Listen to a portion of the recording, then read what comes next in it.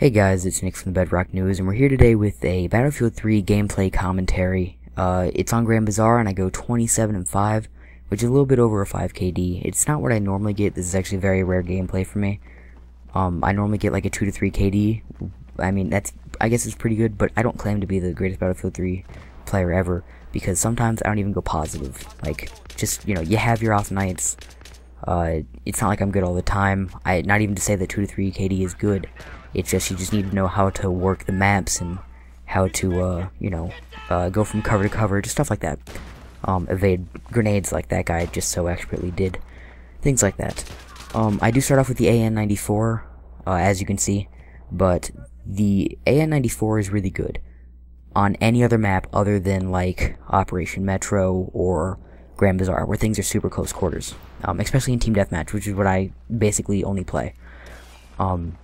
Just because, I don't know, you can't kill people quick enough in close quarters with the AN-94 like you can with, say, the AEK, which is what I switched to after my first death, because I needed something that would kill people quickly in close quarters, but wouldn't necessarily have like the low recoil that the AN-94 does, which is not to say that the AEK has uncontrollable recoil. It's actually extremely controllable.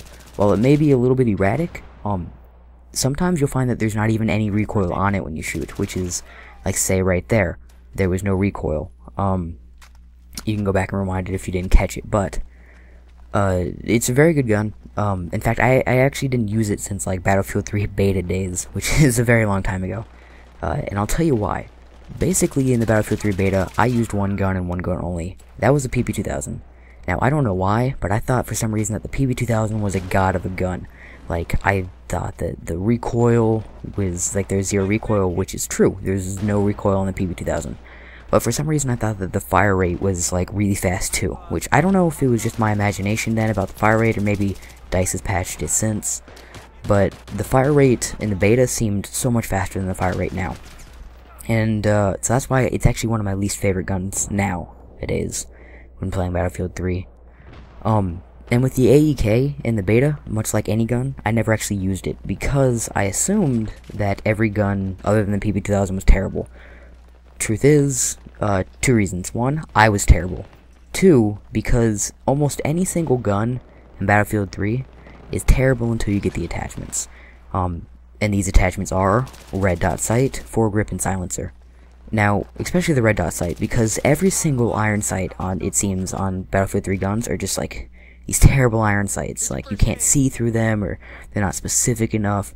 So once you get the red dot sight, you're good to go. That's basically what turned me off from every other gun other than the PP2000, was because either the recoil was too high because it didn't have foregrip, or because the iron sights were terrible because it didn't have red dot. Nowadays, you get a new gun, you immediately just work at it until you get red dot, and then you judge it from how well you do with that. But back then, I just thought that they were terrible. But anyways, so for the beta, actually for Battlefield 3, I played a ton of the beta, and that's probably one of the biggest reasons, at least one of the two reasons why I bought Battlefield 3 instead of waiting for Modern Warfare 3. The first reason was that the beta, I played it a ton. It was a great idea. Always do a beta, in my opinion. It gives people a chance to, like, check out the game and play it and see if they like it or if it's worth their money without actually having to buy it first, because I know a lot of people are hesitant about buying a game that they don't really know about. Like, of course, Battlefield Bad Company 2 would come out before, but not nearly as many people bought it because they weren't really considered that big of a deal back then. Like, it was just like some kind of, I don't know, rip-off of Call of Duty, at least it seems to most people, including me, which I actually did buy the Battlefield Bad Company 2, but the only reason I bought it was because the trailer looked really good, and because I thought that, sniping would be amazing in that game, because I had heard of this concept of bullet drop from somewhere, and I was like, this has got to be, like, this whole new sniping experience. I could be really good at this. It looks really hard, but I could get good at this. The reality, bullet drop is very minuscule. In fact, unless you're shooting from, like, 5 light years away, it's not going to be as, a big enough deal to actually affect how you play. Most of the time, even with bullet drop, if you aim at their head, you're gonna hit either their head or their chest, and either one is normally a killing shot. If not, then they're probably not even gonna notice it until you get that second shot off. Anyways, at least that's what I find. But yeah, I don't know. I bought it, and I wasn't very good at the sniping, and so I stopped playing it, and I assumed that all Battlefield games were really bad. So that's why the beta really turned me on to Battlefield 3, was because it kind of opened my eyes and, you know, kind of said, hey, there's other things other than sniping in this game, and they're really a lot of fun. Just stuff like that. Also, the release date. The release date was huge, because DICE seemed to hit this sweet spot that's actually very hard to hit. It's between when, the old COD gets boring and when the new one comes out. Now, Black Ops really started to get boring right around the time that the beta came out, so it gave people a chance to only play that game because they didn't really have anything else to play, which then spurred them to buy the game, which came out a month before Modern Warfare 3, so people even who were hesitant about buying it still bought it because they couldn't wait, or they didn't want to wait another month to play another FPS. Which, I mean, kudos to DICE for getting that sweet spot, because I know it's very hard to hit, and not many people can do it. Like, I don't know, Halo 4, that release date is, like, November 6th. Which is a terrible release date, because you're making people choose either between Halo 4 and the new Call of Duty, and I can guarantee you that most people will go for the new Call of Duty, especially after Reach, because Reach was not that good of a game. Anyways, when it comes to, like, I guess my relationship with Battlefield 3, it's a bit odd, because I played the Battlefield 3 beta, and then I bought the game, and then I played that, and I wasn't very good at it, and then Modern Warfare 3 came out.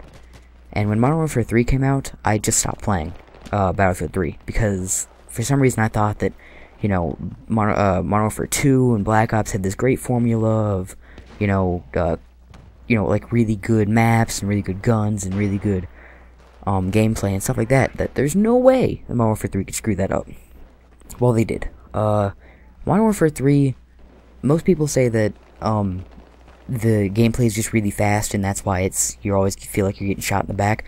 No, that's not why. The maps is why you're always getting shot in the back. You ever notice that almost every single Modern Warfare 3 map is like a circle? Like, not necessarily design-wise, but in gameplay-wise. Like, I always feel like I'm running to the left or to the right, never running to the center. Like, with Black Ops and Modern Warfare 2 and the games before it, there was always like two bases on either side, and then you always just like engaged in the center, and then you'd either push forward or, you know, fall back, or, you know, all those things, and that was a lot more fun because you could be strategic about it, you were always in the action, stuff like that.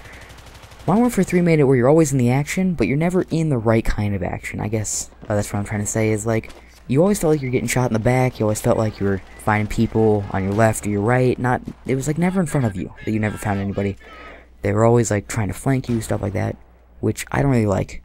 It made it seem like the gameplay was faster, but it wasn't. The gameplay was still just as fast, it was just much more annoying. And I guess it's kind of what turned me off to Modern Warfare 3, because I stopped playing it, and I picked up Battlefield 3 again. And when I picked it up, I'm really glad that I did, because I started playing with better guns, I started unlocking attachments for those guns, I started playing Team Deathmatch, which was a huge deal, because before, I would play, like, Conquest or Rush, and I didn't like how big those maps were, and how I felt like I was spending, like, 70% of my time, running on those maps, and I, you know, would run to a bomb site or something like that, and I would immediately die, and then have to run again, all the way back, and it just didn't really seem that much fun to me. So when I found Team Deathmatch, that was really a big thing. I could start playing again. It always just kind of felt like I was in the action. I was always, you know, running around shooting people, stuff like that. But I don't know. It's like Battlefield 3. Like when like before I started playing it, and I was looking for a game, I was looking for other games, and none of them really stuck. Like FIFA, for example. I played a ton of FIFA for at least a month before I picked up Battlefield 3, just because I needed another game that I could sit and play on for hours on end, and you know, just have a ton of fun with, because Modern Warfare 3 just wasn't doing it for me. And Battlefield 3 I didn't really have the greatest experience with, because I always kind of felt like I was forcing myself to like Battlefield 3 because I didn't have anything else. Because I wasn't very good at it, I wasn't playing Team Deathmatch, I wasn't doing all the fun things that I find in Battlefield 3 now. But I kind of felt like, I was always just, like, forcing myself to do that. So I was looking for something, and I played FIFA for a long time, but, it didn't seem to work out too much. And so I went back to Battlefield 3, and I'm really glad I did. It's a ton of fun. Thank you, DICE. That's all I want to say. This has been Nick from The Bedrock News. Thanks for watching.